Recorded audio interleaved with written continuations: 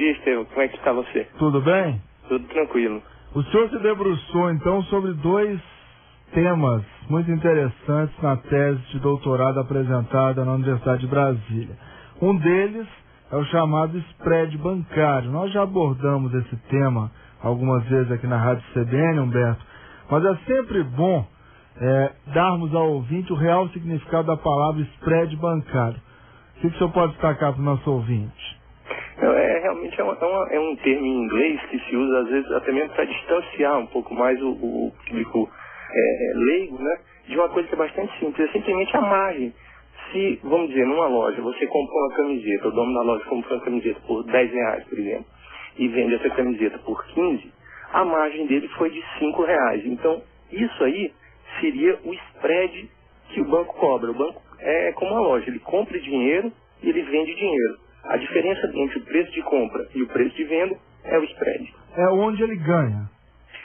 Na mais ou menos o lucro de onde ele adquire nessas operações. É o resultado da operação, onde ele gasta para pegar o dinheiro e a operação em que ele vai emprestar esse mesmo dinheiro. Exatamente. Na realidade, ele não é o lucro ainda, porque dessa margem ele tem que tirar os custos, né? Então, na realidade, é uma margem bruta, quer dizer, é a diferença do preço de compra e do preço de venda, daí eu tiro os custos. Se eu faço dois movimentos, ou seja, se eu reduzo os custos e se eu aumento a margem, sobra mais para mim, portanto sobra mais lucro. Mas ainda depende do custo que eu vamos dizer assim, que eu incorro para fazer esses empréstimos.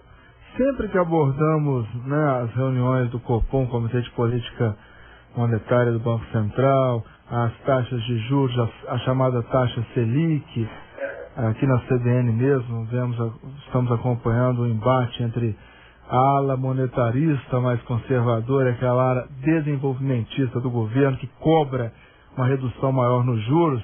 O chamado spread bancário vem à tona. Na tese de doutorado do senhor, o que especificamente foi explorado?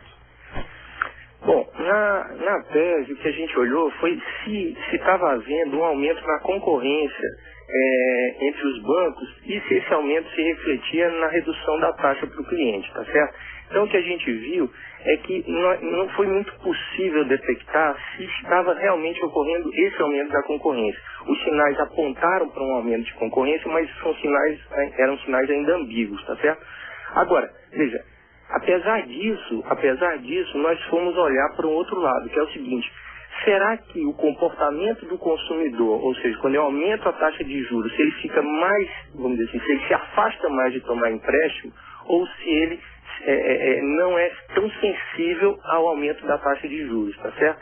E o que a gente comparou para mostrar isso foram as operações realizadas com empresas e as operações realizadas com as pessoas físicas. No caso das empresas, como você tem, a maioria das empresas tem uma série de gerentes de banco oferecendo linhas de crédito e tal para a empresa, e como também há uma maior educação por parte dos profissionais que atuam nas empresas, essa taxa as empresas são mais sensíveis. Então, se você aumenta a taxa de juros, as empresas tomam menos emprestado. Diferentemente do que ocorre com o consumidor. Para ele reagir a esse aumento da taxa de juros, esse aumento tem que ser muito forte, tá certo? Então, essa foi a principal constatação. E o que a gente... Ou seja, essas mudanças em relação aos juros praticados no nosso país, elas são mais perceptíveis para as pessoas jurídicas, para as empresas, do que para a pessoa física, né? Perfeitamente. Agora, apesar disso, a taxa de juros para os consumidores e para as empresas também, ela vem caindo, porque na realidade, como a gente tinha falado, o spread ele é a margem, né? Então é a diferença do preço que eu compro, eu boto a minha margem e vendo por outro preço. Se o preço que eu compro, tá, que ele acompanha a taxa Selic, os bancos sabem exatamente quanto está a taxa Selic, eles não vão comprar muito mais caro. Então o que acontece? Na hora que a taxa Selic cai, eles começam a comprar mais barato, tá certo? Sim. E aí eles colocam a margem deles, que tem se demonstrado ser muito pouco, vamos dizer assim, elástica, vamos dizer assim, ela é muito rígida, né? Quer dizer, ela tende a continuar muito tempo num patamar alto.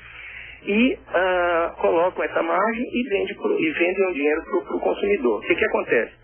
Como essa margem está constante, apesar da margem estar tá rígida, o preço acaba saindo mais barato porque ele está comprando dinheiro mais barato. Então, o banco compra mais barato, põe uma margem que continua sendo teoricamente a mesma e vende mais, acaba ficando mais barato do que era antes, entendeu? Uhum. Mas não porque eles comprimiram a margem, ou porque eles tenham reduzido a sua, vamos dizer assim, o preço que eles colocam em cima da mercadoria, mas porque o preço de compra tem caído, entendeu? Eu estou conversando com Humberto Veiga, consultor legislativo. Ele é doutor em economia pela Universidade de Brasília, mestre também nesta área, e ele apresentou a tese de doutorado na UNB no ano passado, abordando justamente o chamado spread bancário, o comportamento do tomador desse empréstimo. Também, né, analisou aí a concorrência entre as instituições financeiras e se debruçou também sobre a questão da lavagem de dinheiro. Daqui a pouquinho nós vamos abordar um pouquinho a lavagem de dinheiro no nosso país. Humberto Veiga, apesar de todas essas distorções, de todos esses obstáculos que ainda estão presentes no sistema financeiro brasileiro, o senhor se debruçou também sobre a explosão de crédito no nosso país. Por que está acontecendo essa explosão de crédito, mesmo a pessoa física demorando mais tempo para visualizar, para ter nas mãos essa redução gradual da taxa Selic? Bom, essa explosão de crédito vamos dizer assim, é uma decorrência do mercado, e aí é que está as disputas entre aqueles que dizem não, a gente tem que tabelar preços, outros que dizem que não. Veja, como a margem está muito grande, tá certo? O que acontece?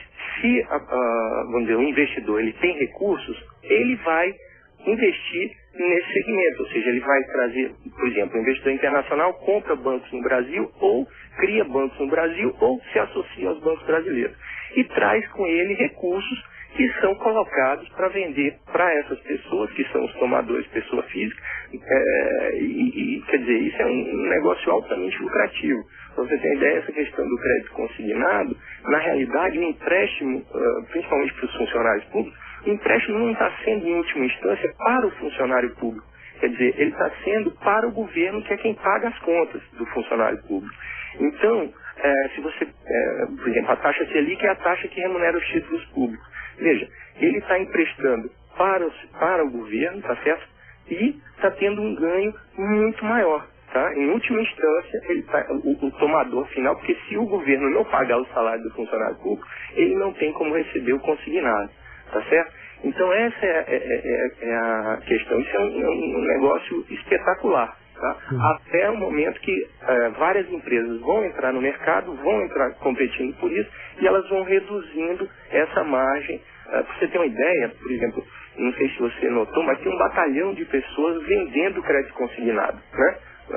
Panfleto, propaganda, bom, pelo menos em órgãos públicos você vê a verdadeira invasão dessas pessoas. As instituições que repassam dinheiro, elas chegam a pagar 10% de comissão para uma operação de crédito dessa. Quer dizer, a margem é muito grande, tá certo? Então é mais ou menos por aí. Eu acho que isso vai reduzir realmente um aumento da concorrência por parte dessas pessoas que têm recursos para investir e vão investir nesse mercado, né? E no que diz respeito ao problema da lavagem